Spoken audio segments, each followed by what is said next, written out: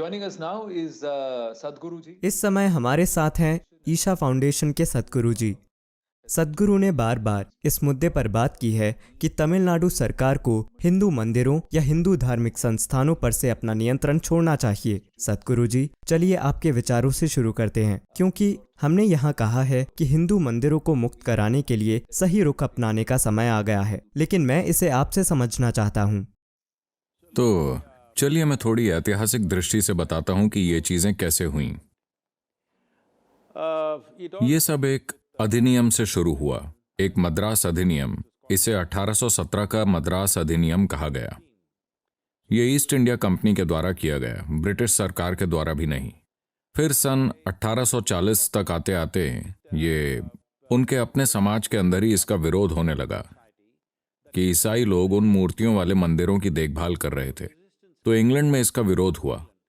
तो 1840 में वो उसे वापस देना चाहते थे। तो उन्होंने एक निर्देश जारी किया और कहा, ठीक है, इसे ट्रस्टियों को सौंप दीजिए। लेकिन तब सब कुछ उनके हाथों में था और ट्रस्ट खत्म हो चुके थे। तो कुछ प्रमुख मंदिरों को उन्होंने वापस कर दिया। सन 1845 तक ज्यादातर महत्वपूर्ण मंदिरों को वापस लौटा दिया गया। फिर उन्होंने 1863 में एक धार्मिक न्यास अधिनियम पारित किया, जिसके साथ उन्होंने धार्मिक संस्थानों और उनके बंदोबस्त का कार्य पूरी तरह वापस हिंदू समुदाय को सौंप दिया। फिर 1925 में उन्होंने मद्रास धार्मिक और परोपकारी न्यास अधिनियम पारित किया। इसमें सभी धर्म शामिल थे। उस समय देश में स्वतंत्रता आंदोलन को रोकने की ये उनकी एक रणनीति थी। उन्होंने पाया कि चाहे वो कोई मस्जिद हो या चर्च हो या कोई मंदिर हो, ये सभी जगहें लोगों के मिलने का और साथ आकर योजनाएं बनाने का अड्डा बन चुकी थीं। तो उन्होंने सभी धार्मिक स्थानों पर कब्जा करने की कोशिश की, लेकिन अल्पसंख्यकों की ओर से इसका जबरदस्त विरोध हुआ। तो अंग्रेजों ने उन्हें छोड़ दिया और इस अधिनियम को केवल हिंदुओं के लिए लाया गया और इसे हिंदू न्यास अधिनियम या हिंदू मंदिर और न्यास अधिनियम या ऐसा कुछ कहा गया। इसके बाद उन्होंने सन 1935 में इसे और ज्यादा सख्त बना दिया कि वो किसी भी मंदिर पर कब्जा करने का नोटिस दे सकते हैं। और ये सब आज़ादी से पहले हो रहा था, लेकिन आज़ादी के बाद 1951 में उन्होंने ये हिंदू धार्मिक और परोपकारी न्यास अधिनियम 1951 जारी किया और इस 1951 अधिनियम के बहुत से प्रावधानों को हटा दिया गया, मद्रास हाई कोर्ट और सुप्रीम कोर्ट दोनों के द्वारा। तो 1959 में कामराज के समय में उन्होंने दूसरा ये तमिलनाडु धार्मिक और परोपकारी न्यास अधिनियम पास किया, जो आज भी लागू है। इसके तहत 37,000 से ज्यादा मंदिर सरकार के नियंत्रण में हैं। तो इसमें मुद्दा क्या है? मुद्दा ये है कि पहली बात तो ये है कि एक शर्म की बात है कि एक धर्मनिरपेक्ष देश में उस एक समुदाय को, मेरा मतलब अगर आप किसी और देश में इसकी बात करते हैं तो कोई भी आपका विश्वास नहीं करेगा। कोई भी विश्वास नहीं करेगा कि भारत में धार्मिक संस्थाओं को सरकार द्वारा चलाया जाता है। तो धर्मनिरपेक्ष सरकार का मतलब है कि उन्हें किसी भी धार्मिक संस्था से कोई लेना देना नहीं होना चाहिए। जब हम हिंदू मंदिरों के बारे में बात करते हैं तो लोगों का एक बड़ा समूह है जो तुरंत कहेगा, तो चर्चों को भी अधिकार में ले लो, मस्जिदों को भी अधिकार में ले लो। मैं कह रहा हूं कि यह सरकार का काम नहीं है कि वो किसी मस्जिद या चर्च या मंदिर या गुरुद्वारे या किसी भी चीज को छुएं। अभी एक समस्या है तो चलो उस समस्या को कई गुना बढ़ा देते हैं। ये कोई समाधान नहीं है, ठीक है। महत्वपूर्ण बात यह है कि भक्तों को मंदिर की देखभाल करनी चाहिए, क्योंकि मूल रूप से भारतीय मंदिरों को किसी पूजा के स्थान के तौर पर नहीं बनाया गया था। यहाँ कोई एक व्यक्ति लोगों के समूह के लिए प्रार्थना का नेतृत्व नहीं करता। ये मोटे तौर पर अलग अलग तरह की ऊर्जाओं के केंद्र हैं, जहाँ जाकर लोग खुद को उस ऊर्जा से भर सकते हैं, चाहे आप माने या ना माने। ये लाखों करोड़ों लोगों के लिए सच है। हजारों सालों से ये लोगों का अनुभव रहा है। आप विश्वास करते हैं या नहीं करते, ये आपकी समस्या है, लेकिन मूलभूत मानवीय अधिकारों के अर्थों में ऐसा होना ही चाहिए। संवैधानिक अधिकारों के अर्थों में, मौलिक अधिकारों के रूप में ये होना ही चाहिए। लेकिन अब ऐसे कई लोग हैं जो बहस कर रहे हैं। उनका तर्क आमतौर पर ये होता है, लेकिन वो राजाओं के नियंत्रण में होते थे और राजा भी सरकार हैं, तो ये हमेशा से ही सरकार के अधीन रहे हैं। ये सच नहीं है, क्योंकि राजा भक्त होते थे। हाँ, राजा महाराजा बहुत बड़े भक्त थे, इस हद तक कि कई रियासतों में वहां के देवता ही राजा थे। राजा उस देवता का दीवान या मंत्री होता था। तो हमेशा देवता ही शासन करते थे। राजा केवल देवता के नाम पर राज्य चलाते थे। तो वो पूरी तरह से अलग ही तरह के लोग थे। और वहां भी मंदिर के निर्माण के लिए आम जनता दान देती थी। सबसे बढ़कर ये सभी मंदिर, खास तौर पर दक्षिण भारत के मंदिर, विशेष रूप से तमिलनाडु के मंदिर, वो इंजीनियरिंग और वास्तुकला की शानदार रचनाएं हैं। अगर आप ये देखें कि उन्होंने क्या काम किया है 1000 साल पहले, 1200-1500 साल पहले, तो आप इंसान होने पर गर्व महसूस करेंगे, क्योंकि इंजीनियरिंग के अर्थों में ये पूरी तरह बेजोड़ हैं। इंजीनियरिंग की जो महारत उनके पास थी और जिस तरह उन्होंने इन संरचनाओं को बनाया, वो बहुत ही अद्भुत है। लेकिन आज व्यवस्थित तरीके से उन सभी का विनाश किया जा रहा है। सारी कलाकृतियां चोरी हो रही हैं, उनमें से ज्यादातर जा चुकी हैं, क्योंकि मंदिर को ऐसे लोग चला रहे हैं जिनके दिल में उस मंदिर के प्रति कोई भावना नहीं है। और इसके कई और पहलू हैं, इसके आर्थिक पहलू हैं, उसमें मेरी कोई दिलचस्पी नहीं है। मेरी दिलचस्पी है, मूल बात यह है कि अगर आप चाहते हैं कि ये देश आगे बढ़े, तो आप लोगों के बीच भेदभाव न करें। हर किसी के पास समान अधिकार होने चाहिए, यही पूरी बात है। एक देश, एक कानून, हम हर जगह इसकी बात कर रहे हैं, लेकिन ये एक बहुत ही मौलिक तरीके से नहीं हो रहा है। So Tamil Nadu temples have to be released. तो तमिलनाडु के मंदिरों को मुक्त करना होगा, क्योंकि सबसे सख्त विन्यास अधिनियम शायद तमिलनाडु में ही है। दूसरे राज्यों में शायद ये इतना सख्त नहीं है, लेकिन यहाँ तक कि वो भी नहीं होना चाहिए। लेकिन यहाँ उनका पूरा नियंत्रण है। अगर आप एक नया मंदिर भी बनाते हैं और अगर वो प्रसिद्ध हो जाता है, तो सरकार उसे अपने अधिकार में लेने का नोटिस भेज देगी।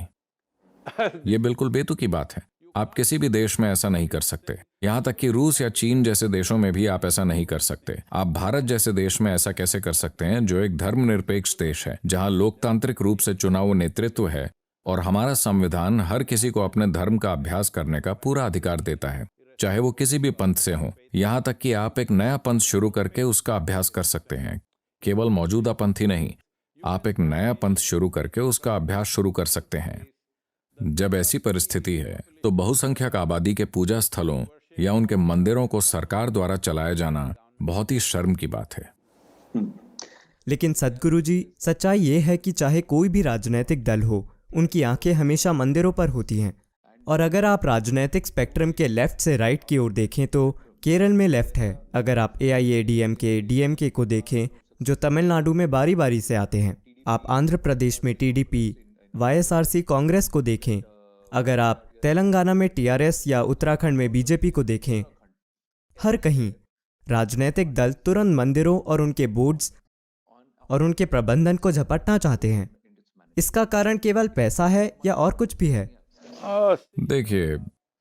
देखिए, मैं नहीं चाहता कि इसे राजनीतिक स्पेक्ट्रम में देखा जाए।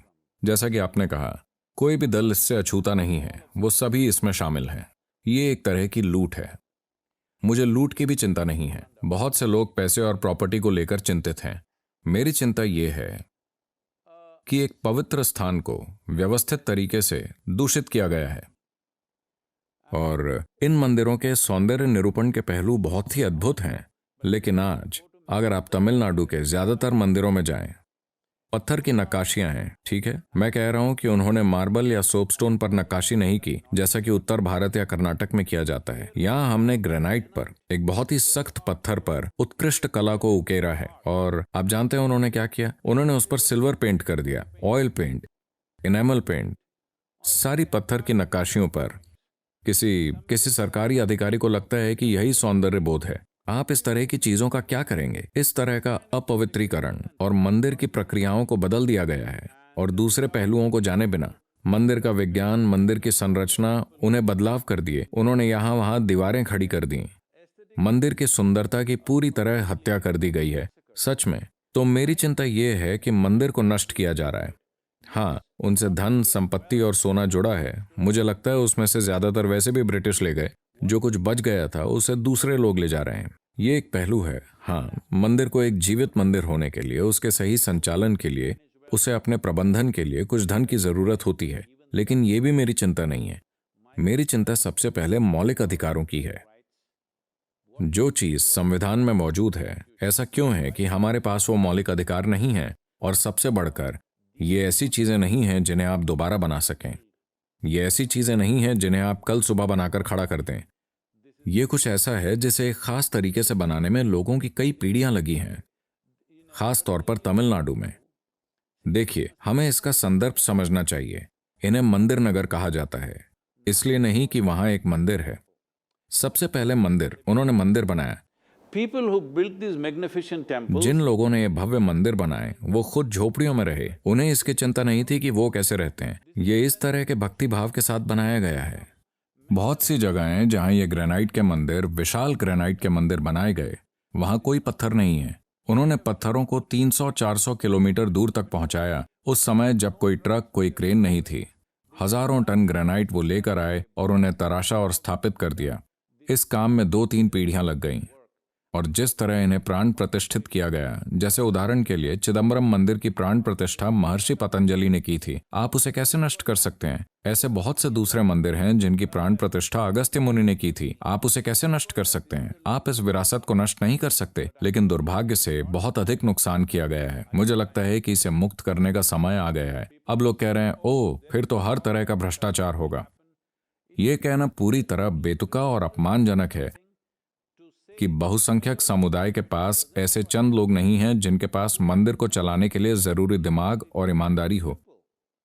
जब आज हम एक ऐसे समय में हैं जहां हम सोच रहे हैं कि सरकार को किसी एयरलाइन की व्यवस्था नहीं संभालनी चाहिए, उसे हवाई अड्डों की, बंदरगाहों की, उद्योग, व्यवसाय, खनन, किसी की व्यवस्था नहीं संभालनी चाहिए। सब कुछ निजी संस्थानों के रूप में लोगों को संभालने के लिए दे देना चाहिए, लेकिन मंदिरों को संभालने की योग्यता सरकार के पास है। कैसे? ये बिल्कुल बेतुकी बात है। चूंकि आपने चिदम्बरम मंदिर का जिक्र किया है, 2014 में माननीय सुप्रीम कोर्ट ने एक ऐतिहासिक फैसला दिया था और मैंने डॉक्टर सुब्रमण्यम स्वामी से भी बात की, जिन्होंने उस केस में दलील दी थी। यह केस सन 1886 से कोर्ट में लटका हुआ था और कोर्ट ने इस बार साफ साफ कहा कि मंदिर को पुजारियों के द्वारा चलाया जाना चाहिए, न कि सरकार के द्वारा। कोर्ट ने यह भी कहा कि पुजारी एक धार्मिक समुदाय हैं और उनके अधिकारों को राज्य के किसी भी दखल से संरक्षण और सुरक्षा मिलनी चाहिए, लेकिन उसके बावजूद यह चल रहा है। कोर्ट ने यह भी कहा कि अगर मैनेजमेंट खराब है या भ्रष्टाचार है तो आप उसे ठीक करिए और लोगों को वापस सौंप दीजिए, लेकिन कोई भी इसका पालन नहीं कर रहा। देखिए, अगर किसी संस्था में किसी तरह का गलत काम या भ्रष्टाचार हो रहा है, सभी संस्थाएं, किसी भी तरह के परोपकारी ट्रस्ट या धार्मिक ट्रस्ट भारतीय कानून के दायरे में आते हैं। तो अगर कोई गलत काम हो रहा है, जैसे कि अगर किसी व्यवसाय या किसी मीडिया हाउस या किसी उद्योग या किसी ट्रस्ट में कोई गलत काम होता है, तो इसके लिए कानून है। किसी भी अपराध से निपटने के लिए आईपीसी है। सिर्फ 1 या 2 संस्थानों में भ्रष्टाचार होने के कारण आप सब कुछ अपने कब्जे में नहीं ले सकते। हाँ, भ्रष्टाचार हो सकता है, ये जीवन के हर पहलू में हो रहा है ना? हाँ, लेकिन ऐसा क्यों है कि हम इस देश में हिंदुओं के रूप में? देखिए, जैसा कि मैंने कहा, दुर्भाग्य से 1925 में अंग्रेजों ने सभी धार्मिक संस्थाओं को अधिकार में लेने के लिए एक कानून पारित किया, जिसमें मस्जिद और चर्च और मंदिर और गुरुद्वारा और सब कुछ शामिल था। लेकिन उन्होंने बाकी 2 को छोड़ दिया क्योंकि वो सड़कों पर उतर आए थे। दुर्भाग्य से हम ये चलन बना रहे हैं। अगर आपको किसी तरह का न्याय चाहिए तो आपको सड़कों पर कुछ जलाना होगा। ये देश को मैनेज करने का एक दुर्भाग्यपूर्ण तरीका है। जब हम कोई अपील करते हैं, कृपया इस पर ठीक से गौर कीजिए। आप क्यों चाहते हैं कि लोग सड़कों पर उतरें और चीजें जलाएं? हम उस दिशा में नहीं जाना चाहते। ये चीजों को करने का हमारा तरीका नहीं है। मैं बस एक मुद्दा उठा रहा हूँ। ये सरकार पर है कि वो इस ओर कदम उठाएं। लोगों को विरोध करने दो, फिर हम कुछ करेंगे। ये किस तरह की बकवास है? ये बिल्कुल अन्याय है कि जब आप किसी तरह देश को तहस नहस करेंगे, सिर्फ तभी आप कार्रवाई करेंगे। जब हम देश को किसी तरह नुकसान पहुंचाएंगे, जब आप हर किसी के जीवन में थोड़ी परेशानी खड़ी करेंगे, ठीक है, हाईवे जाम कर दो, रेल रोको, रास्ता रोको, बिजली रोको, आपको कुछ करना होगा, फिर आप कोई कदम उठाएंगे। कृपया देश को इस दिशा में ना ले जाएं। हम कानून का पालन करने वाला देश बने। जब कोई समझदार अपील की जाती है तो हर किसी को उस पर गौर करना चाहिए। मैं कह रहा हूं हर किसी को, चाहे आप किसी भी पार्टी के हों, किसी भी पद पर हों। हर वो व्यक्ति जो किसी प्रशासनिक पद पर है, उसे इस पर गौर करना होगा। ये पूरी तरह अन्याय है। मेरी राय में ये रंग भेद के बराबर है। ये है सच में एक ऐसे देश में भेदभाव का सामना करना जहां हम असल में नहीं। मैं कह रहा हूं कि इससे कोई फर्क नहीं पड़ता कि आप बहुसंख्यक हैं या अल्पसंख्यक। किसी के लिए भी अगर आप मस्जिदों या गुरुद्वारों या चर्चों पर कब्जा करते हैं तो भी मैं यही बात कहूंगा, क्योंकि मौलिक रूप से ये गलत है। लेकिन ये नाइंसाफी दशकों से होती आ रही है और सरकार ऐसा कर रही है। इसका समाधान क्या है? क्या आप सभी मठाधीशों, सभी पीठाधीशों को, सभी साधु सन्यासियों को एक साथ लाने के लिए तैयार हैं ताकि एक सामूहिक मांग रखी जा सके? हमें वो सब करने की जरूरत नहीं है। हमें वो सब करने की जरूरत नहीं है। मैं कह रहा हूं कि हमें एक साथ इकट्ठे होकर कोई उपद्रव क्यों करना होगा। आप तभी कोई कार्रवाई करेंगे। मैं बस एक अपील कर रहा हूं, इसे सबकी नजरों में आने दीजिए। हर समझदार भारतीय को इस पर काम करना चाहिए। ये मायने नहीं रखता कि आप किस समुदाय से नाता रखते हैं, ठीक है? मैं हर दिन मंदिर में जाने वाला व्यक्ति नहीं हूं। मैं मंदिर जाने वाला व्यक्ति ही नहीं हूं। मैं ये इसलिए कह रहा हूं क्योंकि ये साफ साफ एक घोर अन्याय है। ये बात हर कोई देख सकता है। तो किसी व्यक्ति के लालच के कारण जो औपनिवेशिक काल में हुआ, सबको पता है कि ये किन मकसदों से किया गया था। हमें उसमें जाने की जरूरत नहीं है। बात बस इतनी है कि कल, चूंकि आपने अमेरिका का जिक्र किया, कल एक कवयित्री अमांडा, उसका जो भी नाम था, गॉर्मन, वो एक कविता पढ़ रही थी जिसमें उन्होंने एक पंक्ति कही, मुझे वो शानदार लगी। उन्होंने कहा, Just is, everything is just is, the way it is not justice, all right? ठीक है, ये जस्ट इज ब्रिटिश काल का है और ये जस्टिस नहीं है, ये बिल्कुल इनजस्टिस है। सही, लेकिन मैं आपसे पूछना चाहूंगा कि ये बात लोगों की चेतना में भी नहीं है। फिर ये कैसे संभव होगा? क्योंकि हर किसी को हिंदुओं के वोट चाहिए। हर कोई कुछ खास समुदायों और लोगों के समूहों के कल्याण की बातें करते हैं, लेकिन यह अन्याय ये बाकी हर किसी के साथ हो रहा है। मंदिर हमारी संस्कृति को जीवित रखने के स्रोत भी हैं, हमारी परंपरा को जीवित रखने के, हमारे ऐतिहासिक ज्ञान को आगे पहुंचाने के, लेकिन ये सब भी खो रहा है। सिर्फ खो नहीं रहा है, इसे व्यवस्थित तरीके से मिटाया जा रहा है। ये सिर्फ खो नहीं रहा है। देखिए, एक समय पर मंदिर हस्तकला, कला, संगीत और हर चीज के केंद्र हुआ करते थे। आप किस हद तक उसे पुनर्जीवित कर पाएंगे? आप क्या कर सकते हैं?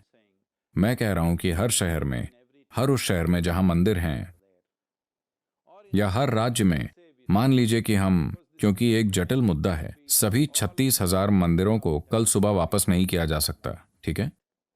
So you have to form a state level. तो आपको राज्य स्तर का सामुदायिक बोर्ड बनाना होगा जिसमें जिम्मेदार लोग हों जो मंदिर में मौजूद धन या दौलत की वजह से उसमें नहीं आए हैं। ऐसे लोग जो सफल हैं, जिन्हें कोई परवाह नहीं कि मंदिर के पास क्या है, उनके दिलों में थोड़ी भक्ति है। आप राज्य के लिए उस तरह के लोगों का ट्रस्ट बनाइए और फिर हर शहर, हर जिले वगैरह के लिए आप और ट्रस्टों का गठन कीजिए। ये एक लंबी प्रक्रिया है, ये कल नहीं होने वाला। मुझे कोई चिंता नहीं अगर इसमें 4 या 5 साल लगते हैं, लेकिन कम से कम प्रक्रिया तो शुरू होनी चाहिए। आपको कम से कम इरादा तो दिखाना चाहिए। मैं समझ सकता हूं कि प्रक्रिया जटिल है, इसे कदम दर कदम करने की जरूरत है। अगर आप इसे ठीक तरीके से नहीं करते तो ये एक बड़ी झंझट बन सकता है। तो क्या इसका कोई समाधान नहीं है? निश्चित रूप से एक समाधान है। अगर आप एयर इंडिया किसी और को सौंप सकते हैं तो इसे आप बड़ी आसानी से कर सकते हैं। यह कोई व्यावसायिक चीज नहीं है। वैसे भी अभी भी मंदिर इसीलिए चल रहा है क्योंकि श्रद्धालु आ रहे हैं, इसीलिए नहीं कि सरकार मंदिर के लिए प्रचार कर रही है। इसमें कोई पैसा या व्यापार शामिल नहीं है, कोई प्रचार प्रसार शामिल नहीं है। लोग वैसे भी आएंगे। फिलहाल ज्यादातर मंदिरों को इस तरह रखा गया है कि कोई भक्त भी वहां नहीं जाना चाहेगा। उन्हें इस तरह रखा जा रहा है। लेकिन आप कह रहे हैं कि इसमें थोड़ा समय लगेगा। मैं बस कह रहा हूं कि तिरुमला तिरुपति देवस्थानम में, चिदम्बरम मंदिर में, पद्मनाभ स्वामी मंदिर में, हर मंदिर में, हमारे देश के हर राज्य में मंदिर हैं जहां भक्तों की भारी भीड़ उमड़ती है। और यही कारण है कि राज्य उन्हें नियंत्रित करना चाहते हैं, क्योंकि उनका कहना है हमें प्रशासन पर नियंत्रण करना होगा, वरना आप लोगों और श्रद्धालुओं की भीड़ को नहीं संभाल पाएंगे। ये कारण दिया जाता है। इसे सुनिश्चित करने के लिए राज्य को वहां होने की जरूरत है। उत्तराखंड में 500 मंदिरों को अधिकार में लिया गया। मुख्यमंत्री से लेकर नीचे तक सत्ता में बैठा हर व्यक्ति कह रहा है हम सुधार करना चाहते हैं, हम 4 धामों को जोड़ना चाहते हैं और इसलिए हम ऐसा कर रहे हैं। देखिए, अगर वो चाहें तो वो सरकार द्वारा शुरू किए गए ट्रस्टों का गठन किया जा सकता है। अगर आप चाहें तो इस पर एक IAS अधिकारी रख सकते हैं, ये पक्का करने के लिए कि सब सही है, ठीक है? मान लीजिए अगले 10 या 15 सालों तक आप वहां एक IAS अधिकारी रख सकते हैं। फिर धीरे धीरे आप उन्हें हटा सकते हैं, या अगर जरूरी हो तो उन्हें हमेशा के लिए वहां रखा जा सकता है। लेकिन मंदिर को भक्तों के द्वारा ही चलाया जाना चाहिए, क्योंकि वहां एक खास प्रक्रिया है। देखिए, सभी मंदिर एक जैसे नहीं होते, ये ऐसे नहीं है। मिसाल के लिए, सभी दूसरे धर्मों में, सभी गुरुद्वारों में एक ही चीज होती है, सभी मस्जिदों में एक ही चीज होती है, सभी चर्चों में एक ही चीज होगी। ठीक है, मामूली अंतर हैं, लेकिन मूल रूप से एक ही चीज। लेकिन यहाँ ऐसा नहीं है। ये अपने आप में एक पूरी दुनिया है। देवी मंदिर एक तरह का होता है, शिव मंदिर दूसरी तरह का होता है, विष्णु मंदिर अलग तरह का होता है, कृष्ण राम बहुत बहुत अलग हैं। मैं कह रहा हूँ सब कुछ अलग है। यही संस्कृति की खूबसूरती है कि हम मूल रूप से इतने अलग हैं, लेकिन हमें कोई परेशानी नहीं है। आप इसका महत्व नहीं समझ रहे। Just is ये ऐसा ही रहा है। तो सन 1800 से ये इसी तरह रहा है, तो समस्या क्या है? हम 22वीं सदी में भी इसी तरह जारी रख सकते हैं? नहीं, मुझे लगता है कि इसे बदलना ही चाहिए, इसे बदलना ही चाहिए। मैं सहमत हूं कि इसे बदलना चाहिए, लेकिन हाथ जोड़ के अपील करके भी यह नहीं बदलता तो लोगों की ओर से यह मांग आनी चाहिए और एक बड़े जनसमूह को आगे आना होगा और इसके लिए उन्हें अभी हो रही चीजों के प्रभाव को समझना होगा। देखिए, महत्वपूर्ण बात यह है कि अभी तमिलनाडु में चुनाव होने वाले हैं। हाल ही में 3 दिनों पहले हमारे पोंगल उत्सव के दौरान एक युवक खड़ा हुआ और उसने मुझसे पूछा, सद्गुरु, मुझे किसे वोट देना चाहिए? मैंने कहा, देखिए, मैं ये नहीं बताऊंगा कि आप किसे वोट दें, आप जिसे चाहे उसे वोट दें। मैं कभी किसी को ये नहीं बताऊंगा कि उन्हें किसको वोट देना चाहिए, लेकिन मैं आपको बताता हूं कि मैं किसे वोट दूंगा। तो मैंने 5 पॉइंट्स बताए। मैं उन सभी 5 पॉइंट्स में नहीं जाऊंगा, क्योंकि एक कावेरी के बारे में है, एक किसानों के बारे में है, एक उद्योग के बारे में है, एक निवेश के बारे में है, एक भ्रष्टाचार के बारे में, इस तरह, और आखिरी वाला मंदिरों के बारे में है। मैंने कहा कि जो भी पार्टी जो ये वचन देगी कि मैं कोई अव्यावहारिक व्यक्ति नहीं हूं, मैं ये नहीं कह रहा कि कल सुबह इसे बदल दो, नहीं, आप प्रक्रिया शुरू कीजिए, आप प्रक्रिया शुरू कीजिए, इसे करना शुरू कीजिए। और जो कोई भी ये वचन देता है कि वो सत्ता में आने के 6 महीनों के अंदर प्रक्रिया शुरू कर देंगे, मेरा वोट उनके लिए है। ये निर्णय आपके ऊपर है कि आपका वोट किसे जाएगा। तो एक लोकतांत्रिक राष्ट्र का मतलब ही ये है कि चुनाव के दौरान आप बदलाव ला सकते हैं। ठीक है, लोगों को यह जिम्मेदारी उठानी चाहिए। आपने बहुत सही बात कही, यही हमने कहा। क्या इसे चुनावी मुद्दा बनना चाहिए? क्या हिंदुओं का वोट उनको जाना चाहिए जो मंदिरों को मुक्त करने के साथ साथ आपके द्वारा बताए गए 4 या 5 बिंदुओं को भी पूरा करने का वचन देंगे? आपका बहुत बहुत धन्यवाद सद्गुरु जी। नमस्कार। नमस्कार।